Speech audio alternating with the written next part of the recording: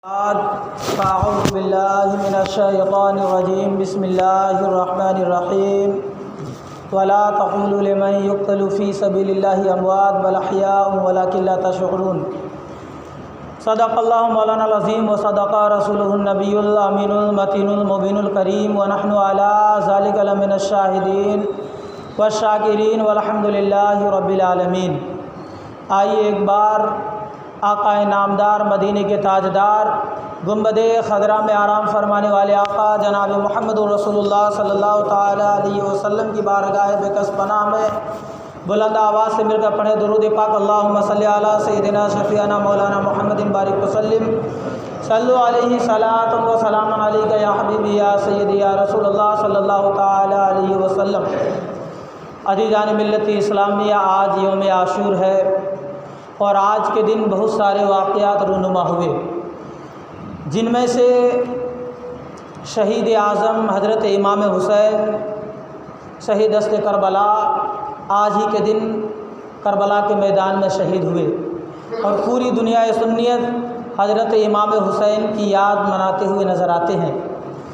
شاعر کہتا ہے کہ چھوڑ کر اب تیرا آستانہ کربلا جا رہا ہوں میں نانا۔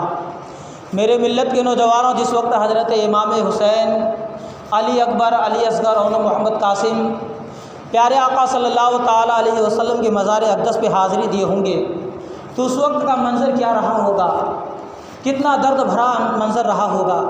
شاعر نے اس کو یوں بیان کیا ہے کہ چھوڑ کر اب تیرا آستانہ کربلا جا رہا ہوں میں نانا، دین حق پہ ہے گردن کٹانا، کربلا جا رہا ہوں میں نانا۔ سر ہتھیلی پہ لے کر چلے ہیں بھوکے پیاسے 72 چلے ہیں، سر ہتھیلی پہ لے کر چلے ہیں بھوکے پیاسے 72 چلے ہیں، حشر میں آب کوثر پلانا، کربلا جا رہا ہوں میں نانا۔ حشر میں آب کوثر پلانا، کربلا جا رہا ہوں میں نانا۔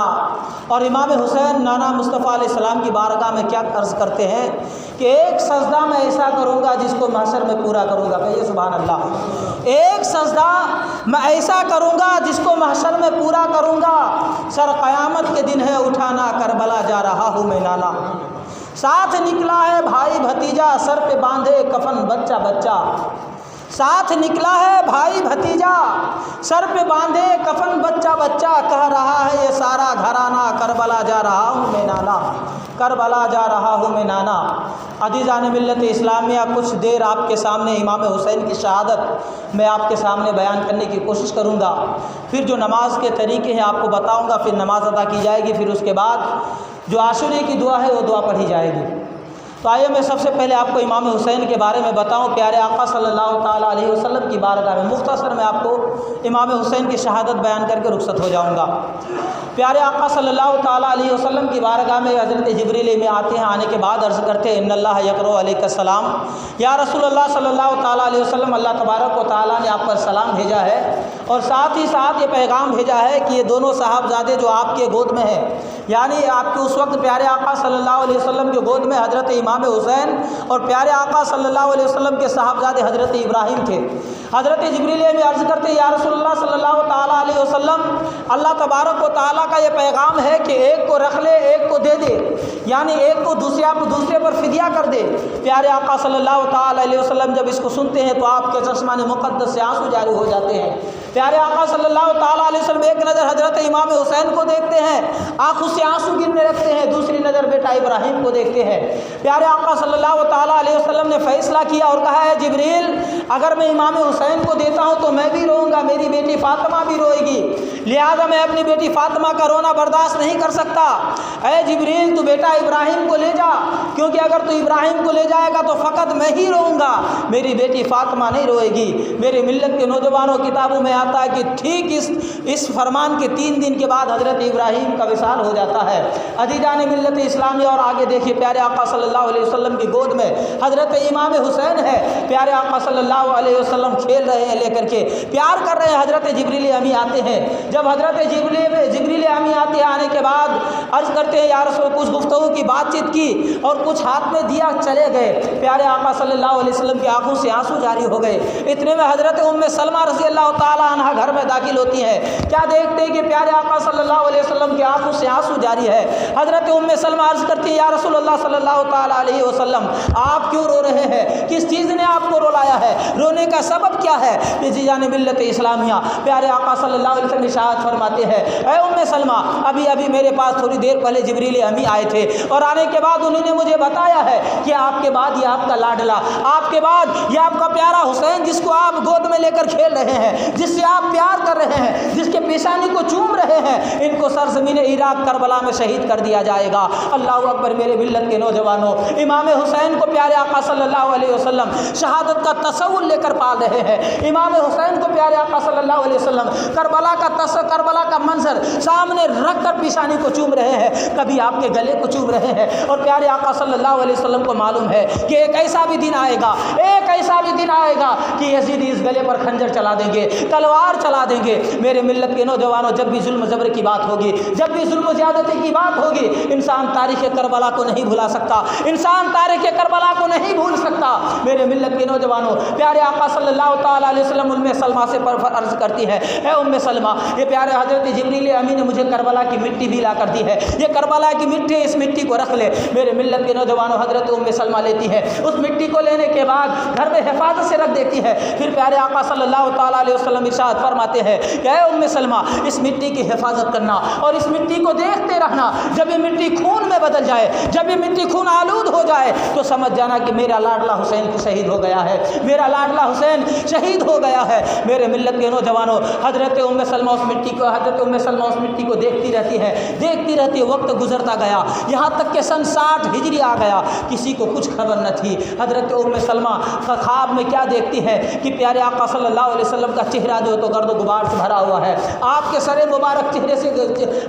مبارک گرد و غبار سے بھرے ہوئے ہیں، بال بکھرے ہوئے ہیں، جسم خاک آلود ہے۔ حضرت ام سلمہ عرض کرتی ہے یا رسول اللہ صلی اللہ تعالیٰ علیہ وسلم آپ کے چہرے کیوں بکھرے ہوئے ہیں، آپ کے جسم خاک آلود کیوں ہے؟ حضرت پیارے آقا صلی اللہ تعالیٰ علیہ وسلم ارشاد فرماتے ہیں کہ اے ام سلمہ میں سرزمین عراق کربلا سے آ رہا ہوں، میرا بیٹا حسین کو شہید کر دیا گیا ہے، میرے بیٹے حسین کو شہید کر دیا گیا ہے۔ میرے ملت کے نوجوانوں، اور آگے ملاحظہ کیجیے، رفتہ سب سے رخصت ہو گئے، حضرت حر آزاد ہو گئے، حضرت قاسم شہید ہو گئے، سب سنگتیں چھوڑ رہے ہیں۔ حضرت امام حسین کے قدموں میں قربانی دے دے کر جانشاران حسین کی لاشیں چاروں طرف بکھری پڑی ہیں۔ میرے امام تنہائی کی طرف جا رہے ہیں، علی اکبر نے اصرار کیا بابا مجھے اجازت دیجیے، مجھے بھی اجازت دیجیے۔ اجازت دے دی گئی۔ علی اکبر نے تلوار لے کر میدان میں اترتے ہیں۔ آپ نے بہادری کی وہ جوہر دکھائے، شاید کہ تاریخ میں دوبارہ دیکھنے کو ملے، ممکن نہیں۔ میرے ملت کے نوجوانوں، تھوڑی دیر کے بعد خیمے میں آواز آتی ہے بابا جان۔ سیدہ زینب نے اس آواز کو سنی، عرض کرتے ہیں بھائی حسین دیکھو علی اکبر کی آواز آ رہی ہے۔ میرے ملت کے نوجوانوں، امام حسین علی اکبر کی آواز سن کر خیمے سے باہر جاتے ہیں، کیا دیکھتے ہیں کہ علی اکبر کے سینے میں تیر پیوست ہو چکا ہے، نیزہ پیوست ہو چکا ہے۔ حضرت علی اکبر عرض کرتے ہیں بابا جان میرے اس تیر کو نکالیے، تکلیف دیتا ہے، میں پھر سے دوبارہ لڑنا چاہتا ہوں۔ اللہ اکبر۔ میرے ملت کے نوجوانوں، ابن عساکر لکھتے ہیں کہ جب امام حسین خیمے میں تھے تو آپ کے سر اور داڑھی کے پورے بال سیاہ تھے، کالے تھے، ایک بال بھی سفید نہ تھا۔ لیکن جب آپ خیمے سے باہر نکل کر میدان میں علی اکبر کو لانے کے لیے گئے، جب علی اکبر کو لے کر واپس خیمے میں آئے تو ایک بال بھی آپ کے داڑھی اور سر کے سفید کالے نہ تھے، بلکہ سارے بال آپ کے سفید ہو چکے تھے۔ اللہ اکبر۔ میرے ملت کے نوجوانوں، ذرا سوچو تو صحیح کتنا بھاری وقت گزرا ہوگا امام حسین پر۔ سر کے بال بھی سفید نہیں تھے لیکن سارے بال سفید ہو گئے۔ میرے امام تنہائی کی طرف جا رہے ہیں، میرے امام فرما رہے اب کوئی کہنے والا نہ کہا بابا ہمیں اجازت دیجیے، اب کوئی پکارنے والا نہ رہا کہ بابا ہمیں بھی موقع دیجیے۔ اب میرے امام نے فیصلہ کیا کہ میں خود میدان میں جاؤں گا۔ میرے ملت کے نوجوانوں، امام حسین خیمے میں آتے ہیں۔ جیسے امام حسین خیمے میں آئے کچھ یاد آئی، اور یاد آنے کے بعد آپ رونے لگتے ہیں۔ ایک خاتون آگے بڑھتی ہے، عرض کرتے ہیں حسین کیوں رو رہے ہیں، کس چیز نے آپ کو رلایا ہے؟ امام حسین عرض کرتے ہیں جب علی اکبر میدان میں گئے تو ماں نے ان کو تیاری کرائی، جب علی اصغر میدان میں گئے، جب علی اصغر حلق پہ تیر چلا تو ماں نے اس کو تیاری کرائی، جب علی اکبر اور محمد قاسم جب میدان میں گئے تو ماں نے تیاری کرائی۔ میں رو اس لیے رہا ہوں کہ کاش آج اگر ہماری ماں فاطمہ ہوتی تو مجھے بھی تیاری کراتی، مجھے بھی تیاری کر کے میدان میں بھیجتے۔ اتنا سننا تھا کہ سیدہ زینب آگے آتی ہے، عرض کرتے بھائی جان آپ رو کیوں رہے ہیں؟ سیدہ زینب نے تیاری کرائی۔ حضرت امام حسین نے لباس مصطفیٰ پہن کر، سر پہ امام مصطفیٰ سجا کر، سیف سیف علی ہاتھ میں لے کر میرے ملت کے نوجوانوں گھوڑے پر سوار ہو کر میدان کی طرف جا رہے ہیں۔ جب گھوڑے کو حکم دیتے ہیں گھوڑا چل، گھوڑا کا چلنے کو تیار نہیں ہوتا ہے۔ حکم دیتے ہیں گھوڑا چل، تو چلتا کیوں نہیں ہے؟ لیکن گھوڑا چلنے کو تیار نہیں ہوتا ہے، گھوڑا نہیں چلتا ہے۔ پھر امام حسین نے بار بار اس طرح سے کیا، وہ سارے لگام کو کھینچ کر کہا گھوڑا چلتا کیوں نہیں ہے؟ لیکن ہر مرتبہ گھوڑا پیچھے مڑ کر دیکھتا ہے، ہر مرتبہ گھوڑا پیچھے مڑ کر دیکھتا ہے۔ امام حسین گھوڑے سے اترے، سمجھ گئے کہ ماجرا کیا ہے، دیکھو تو صحیح۔ جب امام حسین نیچے اترے تو کیا دیکھتے ہیں کہ سیدہ سکینہ چھوٹی شہزادی غالباً 6 سال عمر تھی اور گھوڑے کے ٹانگوں سے لپٹی ہوئی ہے اور عرض کرتے ہیں گھوڑا میرے بابا کو مت لے جا۔ اللہ اکبر میرے ملت کے نوجوانوں، امام حسین جا رہے ہیں، گھوڑے کے ٹانگوں کے لپٹے ہوئے ہیں، کہہ رہے گھوڑا میرے بابا کو مت لے جا۔ اللہ اکبر میرے ملت کے نوجوانوں، ذرا سوچو تو صحیح امام حسین کے دل پر کیا گزرے ہوں گے۔ آپ اگر کہیں باہر جاتے ہیں، اگر بدیش جاتے ہیں، 2-4 مہینے کے لیے جاتے ہیں، تو آپ کی بچیاں آپ سے آتی کہتے بابا جان آپ باہر نہ جائیں، میں آپ سے کوئی ریکویسٹ نہیں کروں گی، میں آپ سے کوئی فرمائش نہیں کروں گی، آپ سے کوئی ضد نہیں کروں گی، کوئی سامان نہیں مانگوں گی۔ لیکن جانے والا آنے کے ارادے سے جاتا ہے، جانے والا جاتا ہے 2-4 مہینے کے بعد واپس آنے کے ارادے سے، لیکن میرا امام جانے کے ارادے سے نہیں، آنے کے ارادے سے نہیں، ہمیشہ جانے کے ارادے سے جا رہے ہیں۔ میرے ملت کے نوجوانوں، حضرت امام حسین نے سیدہ سکینہ کو گود میں لیا، پیار کیا، اس کے بعد بہن کے حوالے کر دیا، کہا بہن اس کا خیال رکھنا، بہن اس سے پیار کرنا، بہن اس کو ہمارے احساس تک مت ہونے دینا۔ اللہ اکبر میرے ملت کے نوجوانوں، حضرت امام حسین سیدہ سکینہ کو بہن کے حوالے کرتے ہیں، گھوڑے پر سوار ہوتے ہیں، سیف کا علی لے کر کے میدان کارزار میں اترتے ہیں، تلوار چمکتے، تلوار چلاتے ہیں، تلوار ایسی چمکتی ہے جیسے گاجر مولی کی طرح جو ہے تو یزیدیوں کو کاٹتے ہوئے چلے جاتے ہیں، کاٹتے ہوئے چلے جاتے ہیں، تلوار کبھی دائیں کبھی بائیں کبھی آگے کبھی پیچھے حضرت امام حسین کی چلتی ہے، گاجر مولی کی طرح یزیدیوں کو کاٹ کے تختے تک پہنچا رہے ہیں، واصل جہنم کر رہے ہیں۔ میرے ملت کے نوجوانوں، جب وقت نماز کا آتا ہے امام حسین تلوار روک دیتے ہیں، امام حسین کی تلوار رک جاتی ہے، آپ سجدے میں چلے جاتے ہیں، یزیدیوں کو موقع ملتا ہے کہ اس سے بہتر موقع اور کوئی نہیں ہاتھ آ سکتا، اگر یہ پھر دوبارہ سر سجدے سے اٹھا لیا تو پھر ہم 22,000 لشکر ہے تو کیا ہو گیا، ہم 22,000 لشکر کم پڑ جائیں گے، یہ سب کو تہ تک تک پہنچا دیں گے۔ میرے ملت کے نوجوانوں، یزیدیوں نے موقع سمجھا اور امام حسین کو سجدے کی حالت میں شہید کر دیا۔ اللہ اکبر، انا للہ و انا الیہ راجعون۔ میرے ملت کے نوجوانوں، امام حسین شہید ہو گئے، عرش و فرش پر تہلکہ برپا ہو گیا، عرش و فرش پر تہلکہ برپا ہو گیا، آسمانی نظام سرخ آلود ہو گیا، 7 دن تک آسمانی نظام سرخ آلود رہا، دن میں سورج نکلنے کے بجائے تارے نکلتے اور تارے غم حسین میں آپس میں ٹکراتے۔ میرے ملت کے نوجوانوں، امام حسین کو اس طریقے سے ان ظالموں نے شہید کر دیا۔ انا للہ و انا الیہ راجعون۔ یہ مختصر میں نے امام حسین، بہت لمبی گفتگو ہے، میں نے مختصر میں آپ کے سامنے امام حسین کی شہادت کو بیان کیا۔ ایک مرتبہ درود پاک پڑھ لیجیے، اللہم صلی علی سیدنا شفیعنا مولانا محمد بارک وسلم، صلوا علیہ صلاۃ و سلام علیک یا حبیبی یا سیدی یا رسول اللہ صلی اللہ تعالیٰ علیہ وسلم۔ آئیے آج کے دن کچھ اعمال ہے جس کو کرنا ہمارے لیے بہت اور آپ کے لیے بہت ہی برکت کے باعث ہے، جس کو میں آپ کے سامنے بیان کروں۔ پیارے آقا صلی اللہ تعالیٰ علیہ وسلم ارشاد فرماتے ہیں کہ جو شخص عاشورے کے دن قرآن کریم کی 10 آیت بھی پڑھ لے تو پورے سال اس کو قرآن کریم پڑھنے کا ثواب ملے گا۔ کون فرما رہے ہیں؟ نبی آخر الزمان پیارے آقا صلی اللہ علیہ وسلم فرما رہے ہیں کہ اگر عاشورے کے دن کوئی شخص اگر 10 آیت قرآن کریم کی 10 آیت بھی پڑھ لے تو گویا کہ پورے سال اس کو قرآن کریم پڑھنے کا ثواب ملے گا، اور ہر نیکی کے بدلے 1000 نیکیوں کا ثواب اس کو ملے گا۔ تو میرے ملت کے نوجوانوں، ایک اچھا عمل ہے، آپ لوگ اس کو کیجیے۔ سورہ فاتحہ پڑھ لیجیے، سورہ کوثر پڑھ لیجیے، ہو گیا 10 آیت، اس سے زیادہ پڑھیے۔ اور اچھی بات ہے اگر جس کو پڑھنے نہیں آتا ہے تو کم سے کم اس نیت سے قرآن کریم کھول کر کے انگلی ہی پھیر لیجیے، یقین ہے اللہ تبارک و تعالیٰ کی بارگاہ میں کہ اللہ تبارک و تعالیٰ آپ کو بھی اس کا ثواب عطا فرمائے۔ اور آگے فرماتے ہیں کہ جو شخص عاشورے کے دن اگر غسل کرے تو ہر اس پانی کے قطرے جو اس کے بدن سے ٹپکے گا 1 سال کے برابر اس کے نام اعمال میں نیکیاں لکھی جائیں گی۔ اب سوچ سکتے ہیں کہ آپ کے بدن سے کتنے پانی، جب آپ غسل کرتے ہیں تو کتنے پانی کے قطرے ٹپکتے ہوں گے، آپ اس کو گن نہیں سکتے، تو ہر پانی کے بدلے میں 1 سال کا ثواب لکھا جائے گا۔ تو آپ سوچیے اگر ہزاروں پانی کے قطرے ٹپکے تو ہزاروں سال کا ثواب آپ کا نام اعمال میں لکھا جائے گا۔ یہ بھی ایک عمل ہے، آپ اس کی بھی کوشش کیجیے۔ اگر جو شخص غسل کر کے آئے تو ٹھیک ہے، اور جو شخص غسل نہیں کر کے آئے تو جا کے غسل کر لیجیے گا۔ اور آگے پیارے آقا صلی اللہ تعالیٰ علیہ وسلم ارشاد فرماتے ہیں کہ عاشورے کے دن جو ہے تو ہر پانی میں آب زمزم کا پانی مل جاتا ہے، ہر پانی میں آب زمزم کا پانی مل جاتا ہے۔ تو اگر گویا کہ جو شخص آج کے دن اگر غسل کیا تو گویا کہ اس نے آب زمزم کے پانی سے غسل کیا۔ اور پھر آگے کہا گیا کہ جو شخص عاشورے کے دن غسل کرتا ہے وہ تمام بیماریوں سے محفوظ ہو جاتا ہے، تمام بیماریوں سے محفوظ ہو جاتا ہے سوائے موت کے۔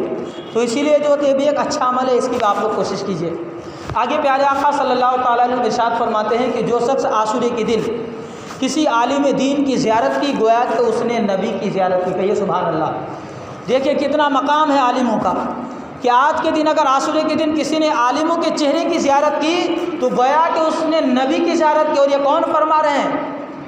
جنہوں نے 60 سال کی زندگی گزار کر ایک جھوٹ بھی نہیں بولے، ایک جھوٹ بھی نہیں بولے۔ آج تو ہم باتوں پر جھوٹ بولتے ہیں۔ تو بہرکیف اور ہر اس نظر کے بدلے میں آگے پیارے آقا صلی اللہ علیہ وسلم فرماتے ہیں کہ ہر اس نظر کے بدلے میں جو اس عالم کی طرف دیکھے گا 1000 نیکیوں کا ثواب اس کے نام اعمال میں لکھی جائے۔ اگر سینکڑوں نظر اگر آپ کسی عالم کی طرف دیکھا تو سینکڑوں ہزار نیکی آپ کے نام اعمال میں لکھے جائیں گے۔ تو یہ بھی ایک اچھا عمل ہے، اس کی بھی آپ کوشش کیجیے۔ اور آگے کہا گیا کہ اگر کوئی شخص عاشورے کے دن کسی بیمار پرسی کے لیے جائے، یعنی بیمار کی عیادت کے لیے جائے، خبر لینے کے لیے جائے، تو ہر اس قدم کے بدلے میں جو اس کے گھر تک چل کر گیا ہے 1 سال کی ثواب اس کے نام اعمال میں لکھا جائے گا۔ تو یہ بھی آسان سا عمل ہے، کوئی پیسے خرچ نہیں ہے اس میں، آسانی سے اس عمل کو بھی آپ انجام دے سکتے ہیں۔ پھر آگے فرمایا گیا کہ جو شخص عاشورے کے دن اگر کسی یتیم کے سر پر دست شفقت رکھے، اگر وہ دست شفقت رکھے تو ہر اس بال کے بدلے میں جنت میں 1 درجہ اس کا مقام اونچا کیا جائے گا۔ دیکھیں کتنی آسان سا عمل ہے، اور جنت میں 1 درجہ ہر بال کے بدلے میں۔ بال کو آپ گن سکتے نہیں گن سکتے، تو آپ اسی سے اندازہ لگائیں کہ کتنے اونچے جو ہے تو آپ کے یعنی جنت میں مقام اونچا ہوگا۔ تو یہ بھی ایک عمل ہے، اس کی بھی آپ کوشش کیجیے۔